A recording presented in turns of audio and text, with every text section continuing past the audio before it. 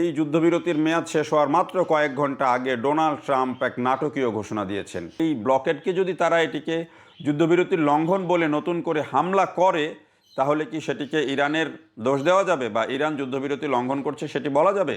আসসালামু আলাইকুম প্রিয় বন্ধুরা, সবাইকে শুভেচ্ছা।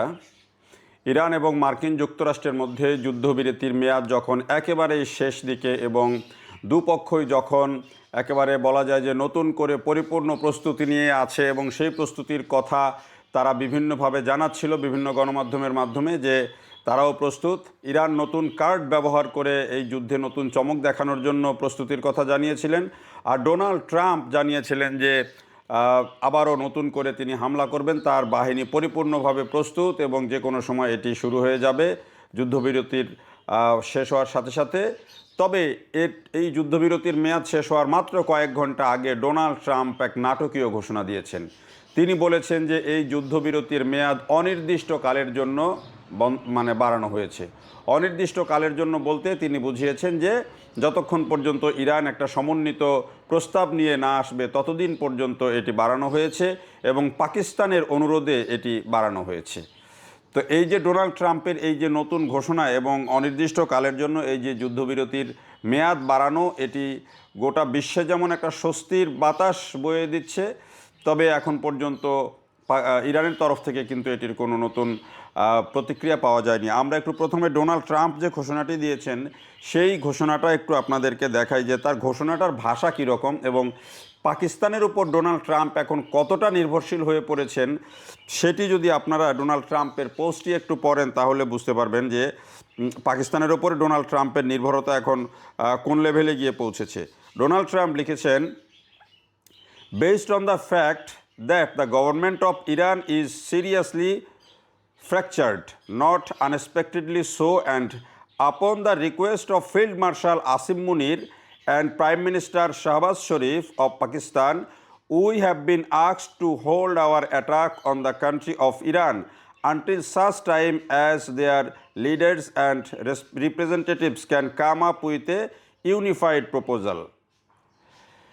I have therefore directed our military to continue the blockade and in all other respects remain ready and able, and will therefore extend the ceasefire until such time as their proposal is submitted and discussion are concluded one way or the other.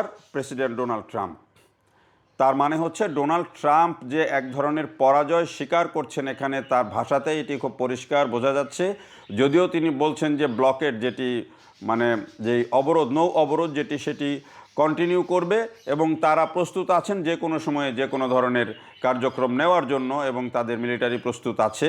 কিন্তু এখানে বলছেন যে পাকিস্তানের প্রধানমন্ত্রী এবং পাকিস্তানের যে সেনাপ্রধান আসিম মুনিরের অনুরোধে তারা এই সিদ্ধান্ত নিয়েছেন। তাহলে ইরান কি পাকিস্তানকে কোনো অনুরোধ করেছে? ইরানের কোনো বক্তব্যে, ইরানের কোনো নেতার বক্তব্যে বা ইরানের কোনো গণমাধ্যমের বক্তব্যে এই ধরনের কথা কিন্তু আসে নাই যে তারা যুদ্ধবিরতির জন্য বা যুদ্ধবিরতির মেয়াদ বাড়ানোর জন্য পাকিস্তানের কাছে কোনো অনুরোধ করেছেন।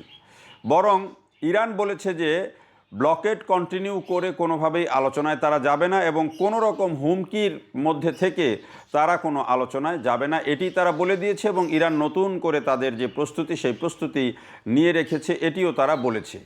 ফলে পাকিস্তানের কাছে কোনো অনুরোধ করেছে বা কোনো শর্ত দিয়েছে যে এইটা হলে আমরা আলোচনা করব না, এই ধরনের যেই অনুরোধ সম্বলিত কোনো যে মেসেজ, সেই ধরনের মেসেজ কিন্তু কোনো গণমাধ্যমে এখন পর্যন্ত প্রকাশ হয়নি।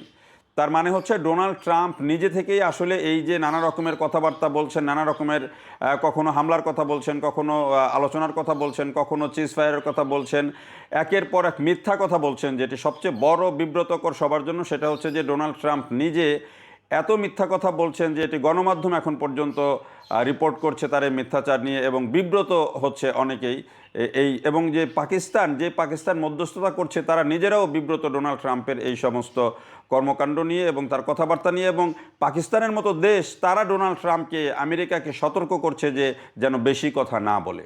মানে বোঝা যাচ্ছে যে ডোনাল্ড ট্রাম্পের পার্সোনালিটি আর তার অবস্থান কোথায় গিয়ে দাঁড়িয়েছে। এবং ডোনাল্ড ট্রাম্প অ্যাকচুয়ালি চাইছেন যে কোনো মূল্যে এই যুদ্ধটা থেকে বের হতে, কিন্তু ইরান তাকে সেই সুযোগটা দিচ্ছে না।